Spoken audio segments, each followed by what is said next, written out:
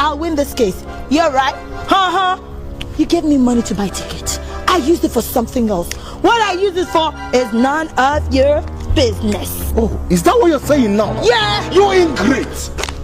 You know how you cried before I gave you that money?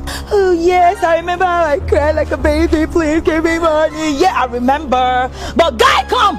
When you gave me the money, was it under duress? You were in your right senses when you gave me the money.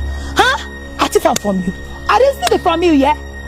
Even if I like, let me take the money you gave to me, note by note. You need to wipe my nyash after shitting. It's my business, not your business. True talk, y'all. True talk, y'all. Let me tell you something, Mr. Man. Stop harassing us. She has shopped your money. Why are you harassing her? Please let her go, Jenny. Hey, Monica, come, let's go. Who be Monica? The Chris. It's clear, man. Mumu. Oh, you even lied about your name.